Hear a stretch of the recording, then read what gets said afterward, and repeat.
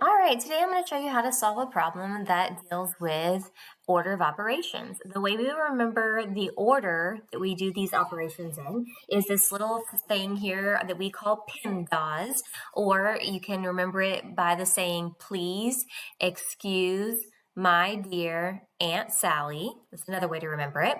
The P stands for parentheses. The parentheses always come first.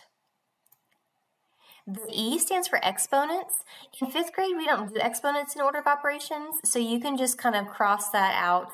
We don't need to worry about the exponents ever in this type of problem. M and D stand for multiplying and dividing. And then A and S stand for adding and subtracting. Adding and subtracting.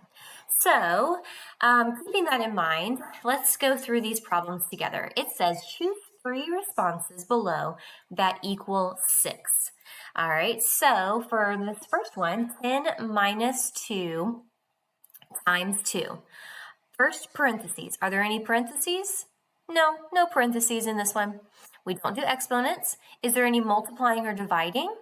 Yes, there's multiplying. So we are going to do the multiplying first. 2 times 2 equals 4. All right, is there any more multiplying or dividing? Nope. Is there any adding or subtracting? Because that's the last one.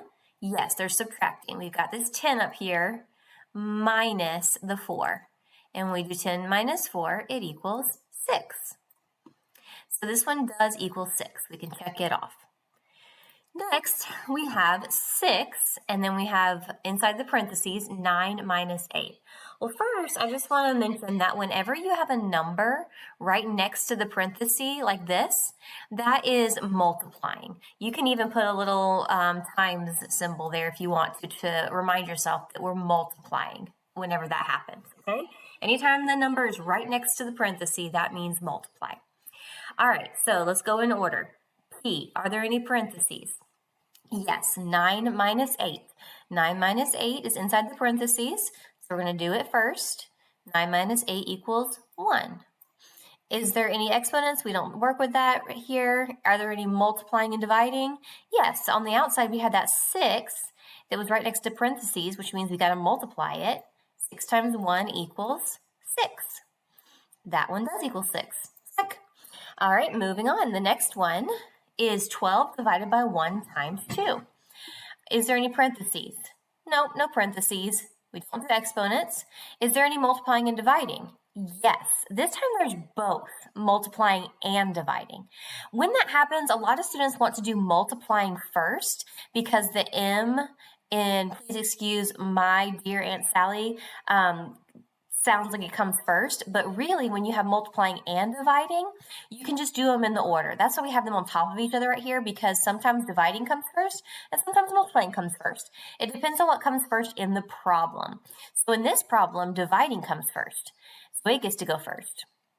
So 12 divided by 1 equals 12. Then we do the multiplying, times 2, and that's going to equal 24. That one does not equal 6. That one's not going to be a good one for us. All right, let's try this next one. It says 3 times 10 minus 8. Are there any parentheses? Yes. 10 minus 8 is in the parentheses. So we'll do it first. 10 minus 8 is 2. Is there, we don't do exponents. Are there any multiplying or dividing?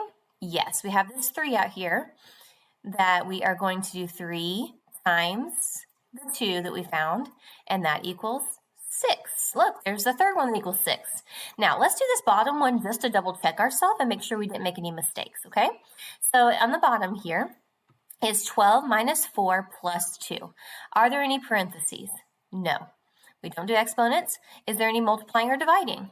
No, this time there's no multiplying or dividing. Is there any adding or subtracting? Yes, there's both. Just like with multiplying and dividing, if there's both adding and subtracting, then you just go straight across and you go in order, okay? Sometimes adding will come first, sometimes subtraction will come first. It just depends on what's first in the problem. So when there's both adding and subtracting, you just go straight across, okay? So 12 minus 4 is 8. Then we add this 2 plus 2, and that equals 10.